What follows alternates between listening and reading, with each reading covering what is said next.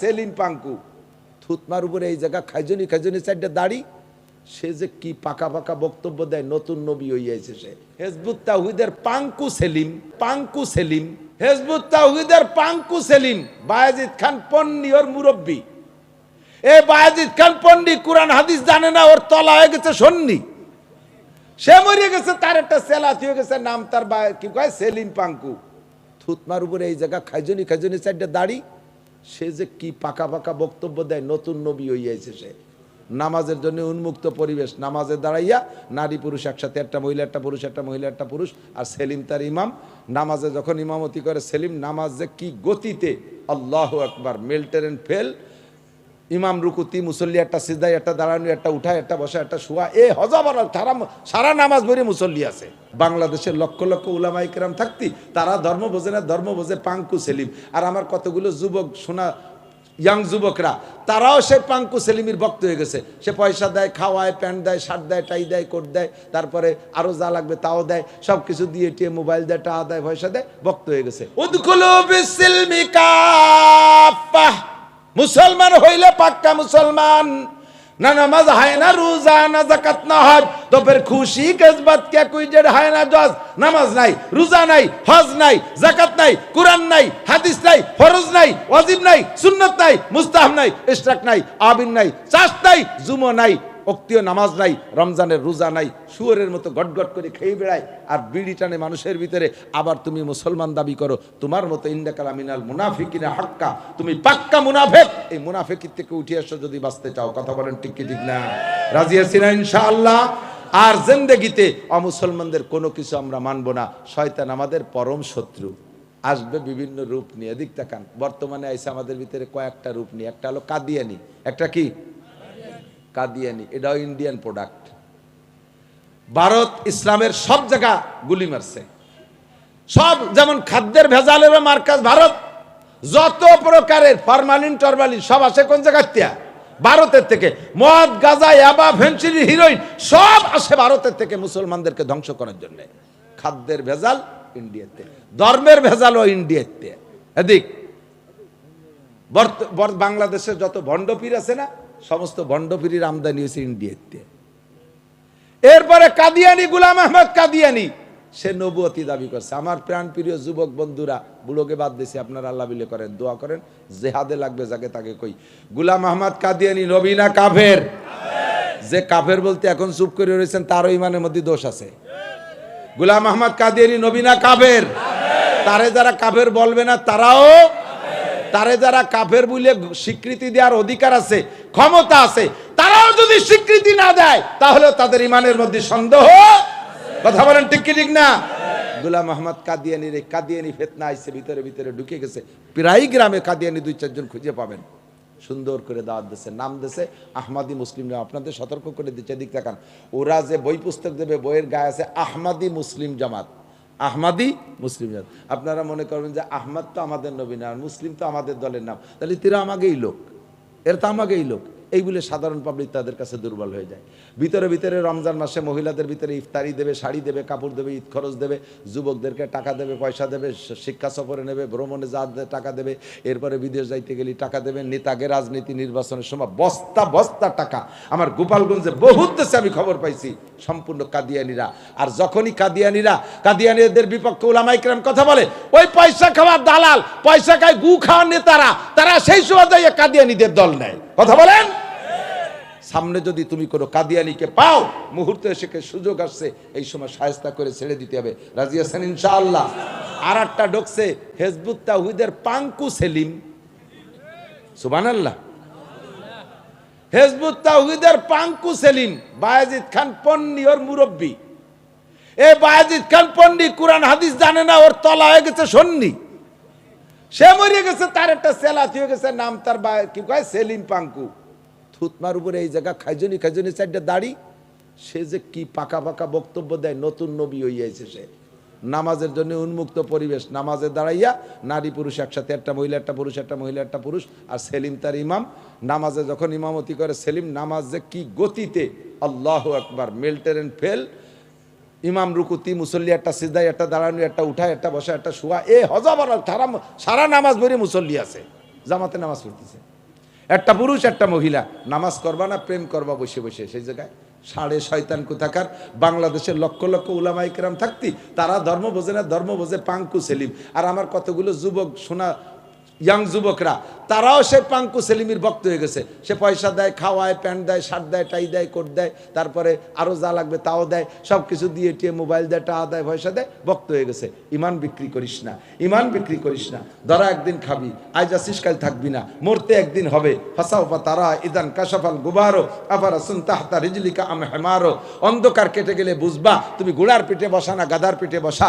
কবরে যাওয়ার পরে সব খুলে যাবে ইনশাআল্লাহ। কথা বলেন ঠিক কি ঠিক না? হিজবুত তাওহীদের কেউ আসলে তাকে কি তোমরা বরণ করবা না জুতো মারবা? জোর হলো না? আরো জোরে। খালি জুতো না, তলে কিছু থাকবে। কি থাকবে?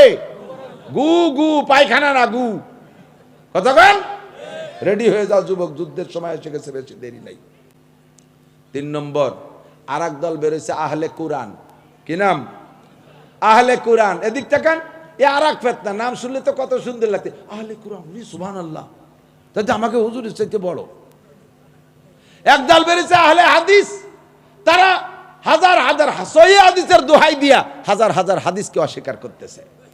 আমরা জানি না লেখাপড়া, স্কুল কলেজে ইউনিভার্সিটিতে পড়ে 6 পাতার কয়খান চটি বই পড়িয়ে উনি আহলে হাদিসের মুহাদ্দিস হয়ে গেছে। বাংলাদেশে হাজার হাজার সাইকুল হাদিস রয়েছে, তারা জীবন ভরে হাদিস পড়ে হাদিস বোঝে না, আর দামলা 2 দিন 2 চটি বই পড়িয়ে মুহাদ্দিস হয়ে চলে আইছে। এই কথা দেখেই, এই আহলে হাদিসের নাম দেখে আর এক দল বেরিয়েছে আহলে কুরআন। এরা কয় নামাজ 3 ওয়াক্ত। নামাজ কয় ওয়াক্ত? নামাজ কয় ওয়াক্ত? জোর হলো না? ওরা কয় 3 ওয়াক্ত। যদি 3 ওয়াক্ত ওয়ালা কেউ দাওয়াত দিতে আসে, আপনাকে বড় আমার রাখতে। এই যে আহলে হাদিস নতুন নতুন বানাচ্ছে, এক আহলে হাদিসে কইলাম যে তুমি তো আমাদের পিছনে নামাজ পড়ো, তুমি একটু কও দি। তুমি আগে যে নামাজ পড়তে, মাযহাবি থাকতে, হানাফি থাকতে যে নামাজ পড়তে, ওই নামাজ কি ওই সে কি ওই নেই? 1 নম্বর। 2 নম্বর, আমরা এখনো মাযহাবি আছে, হানাফি, আমাদের নামাজ হয় কি হয় না? যদি বলো যে আপনাদের নামাজ হয় না, আর আমিও আগে যা পড়ছি হই নেই, সেই জন্য সেই নামাজ ছাড়ি দিয়ে এখন আপনাকে নামাজ অন্য নামাজ ধরছি, তাহলে আমি ইমাম, আমি এই মসজিদের ইমাম, আমার নামাজ যদি না হয়, আমি যেভাবে পড়তেছি সেই নামাজ যদি না হয়, না হওয়ার কারণে তো তুমি ছেড়ি দিয়ে অন্য দলে গেছো, তাহলে আমার নামাজ যদি না হয় তুমি আমার পিছনে নামাজ পড়ো কে? বোঝেন নাই কথা? তুমি আমারে বলছো ইমাম সাহেব তোমার নামাজ হয় না, আমিও আগে তোমার নামাজ পড়তাম, তা হয় না বলে বাদ দিছি, এখন আলাদা নামাজ ধরছি। এখন আমি তো মসজিদের ইমাম, মাযহাবি ইমাম, আমি আমার নামাজ পড়ি, আমি আমার নামাজই পড়ি। তো তোমার নামাজ হয় না বিদায়, তুমি আমার নামাজ হয় না বিদায় তুমি ওই নামাজ, আমার নামাজ ছেড়ে দিয়ে অন্য নামাজ ধরছো, তো তুমি আমার পিছনে নামাজ পড়ো কে? আমার নামাজ তো হয় না। যার নামাজ হয় না তার পিছনে তুমি নামাজ পড়লে তোমার নামাজও হয়, তাহলে পড়ো কে? কয়টা কি হারব, কি হারবা, যাওয়ার তাই হরো। আমরা বেটারে হাদিস কোরআন পড়ি আইছি, এ বলে একদল বেরোইছে। আর আহলে কোরআনরা কয় 3 ওয়াক্ত নামাজ। আল্লাহ হেফাজত করুক, বলেন আমিন। ভিতরে বহুত কৌশলে আমাদের ঈমান ধ্বংস করার জন্য নেমে পড়ছে। আল্লাহ তাআলা সেখান থেকে বেরিয়ে আসার তৌফিক দান করুক। বাংলাদেশে মাদ্রাসা বেশি থাকার কারণে এখন আপনারা বেঁচে আছেন। বাংলাদেশে মাদ্রাসা বেশি থাকার কারণে উলামায়ে কিরাম বেশি আছে। আল্লাহর রহমতে আপনাদের ভিতরে অতটা ঢুকতে পারতেছে না। মাদ্রাসাগুলোকে যে কোনোভাবে ধরে রাখতে হবে, টিকায় রাখতে হবে। এর পিছনে আমাদের শ্রম দিতে হবে, অর্থ দিতে হবে।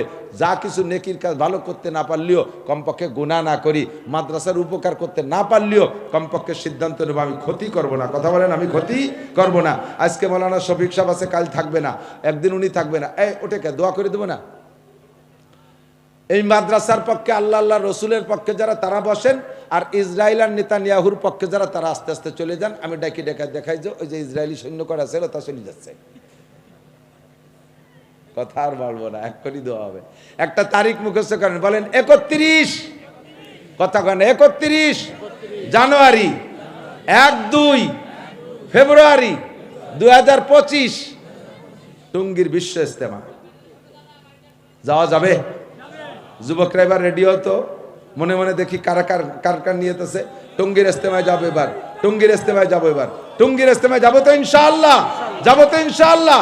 আল্লাহ কবুল করুক। কত জায়গা কত পয়সা খরচ করো শিক্ষা সফর, তোমরা শিক্ষা সফরে যাও তো বস্তা ভরে টাকা খরচ করো, আর আল্লাহ আমারে সেই সব জায়গায় দিয়ে ঘুরায়। টাকা তোমার 1 টাকাও লাগে না, জামাই যত্নের চাইতে যত্নে নেয়, আবার পকেট ভরে টাকা দিয়ে দেয়। এই কালকে আইছি কক্সবাজার, টেকনাফ একেবারে সেন্ট মার্টিন পর্যন্ত, ওই পাশে যাইয়া রোহিঙ্গাদের ভিতরে এরকম বিশাল ময়দানে মাহফিল করছি। তারপরে গেছি সাতকানিয়া চট্টগ্রাম, আবার বিমানে নিচে, বিমানে আনছে, বিমানে পাঠাই দিছে। আর বস্তা ভরে টাকা খরচ করে আমার নেয়, হাদিয়া দেয় পকেট ভরিয়া। তারপরেও আমি সব জায়গা ঘুরে ঘুরে দেখছি ও জায়গা শিখার কি আছে, কিচ্ছু শিখার নেই, কিচ্ছু শিখার নেই। আছে নুসমি শিয়ার একটা ভালো ব্যবস্থা আছে, শয়তানি শিখার ভালো একটা প্র্যাকটিস সেন্টার, ট্রেনিং সেন্টার। যদি দিন শিখতে হয়, অরিজিনাল শিক্ষা সফর যদি বলে, তাহলে বিশ্ব ইস্তেমা টঙ্গীর ময়দান শিক্ষা সফর। কথা কয় না? টঙ্গীর ইস্তেমা বিশ্ব শিক্ষা সফর।